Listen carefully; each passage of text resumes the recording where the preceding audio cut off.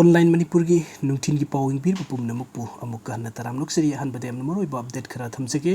postmortem reports मतुंग in ngangbum Surbala 31 sniper na kaplaga hatpani haiba khangmangam le hairi aduga mathang ki update asna Manipur de thokliba irang asi Bharat amadi Manipuri sarkar na tumina leisinbagi mayokta ngasi ko kominasinduna leikai gi maira pai bi clubs school mairoi kaya na lambi da thuklaktuni human chen chemduna kholau kaya laukre aduga mathang ki update asna trong laubida saramba Kuki singi bunker Thugaikre Sikkim da army puba gari ama accident thokpada army mari sibagi manungda Manipur dagi ama yaurumle West Bengal dagi Sikkim zuluk tamna sat ki army personnel puba gari ama highway da accident thokpada army personnel mari lekidre lebak thiba thodok asi ngarang thokibani hairi lekidra army personnel mari ki manungda Manipur dagi W Peter ko personnel ama yaurumle adopa personnel aduna Madhya Pradesh dagi Pradip Patel Haryana dagi Nek Gursep amadi Tamil Nadu dagi ke Thangpan di kawi hairi aduga mathang ki update asna mai huram lambada ki mioi mapan phagat ki bagal oin LT consumers taraga taru ki mai kaktat khre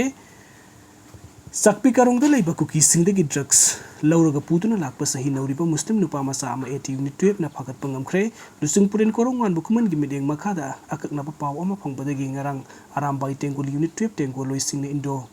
Burma lambi da achat au sing sek to bada sahi tara taru khak tangai ri muslim nupa macha amana sakpi karong da leiba Kuki sing dagi drugs lauraga puduna lakpa dagi phagat pangam khre hairi 80 unit 12 na farba nupa macha adu kaireng maning lekai dagi alimudin khulapum sahi tara ga taru apok MD helim kawi hairi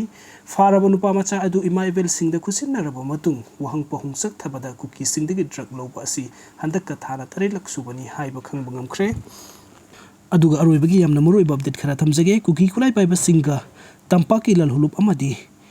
lanmi singa khuthok nabagi thodok ta Kuki kulai paiba ama sire khunja amana sok apan nangkhre hairi ba thodok asingarang numidang pung taraga makhairom taba matamda Manipuri amadi Myanmar ani ki lona ba border pillar number 81 manaki mongjing village ki moiji village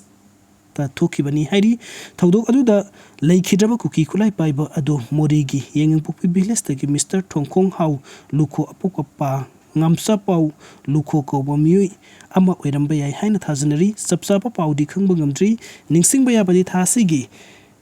tang marigi ayukta su Myanmar gi ngamkhai saruk oiriba minda village ta kenef b amadi NNSM ani gi marak ta khut thokna khibagi thodokta su thodoksu leikrabani maduda kenef b gi maikai da asiana nangkhibagi loina NNSM IM gi lanmi amasu asokapan nangki hairi atopa pawgi likhun amana ngarang numidang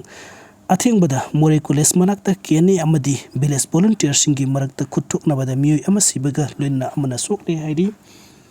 aduga aroibagi update asna arambai tingkul gi PRO Robin mangang khairakpam degi lokachage social media da hining dabani adubu haidaba yadre sekmai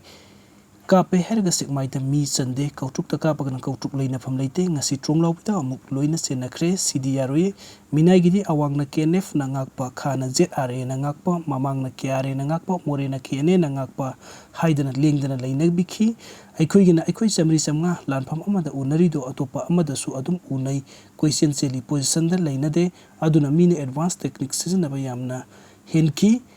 kapsasano mafam amada pulap chenbi khinu Saithokuna red zone area khuding da lengdana laiminasi lanama kapada lanmi chama sidi asupa lanphamni yamna yamalabani embustadi lanmi marina trakna taru khaktana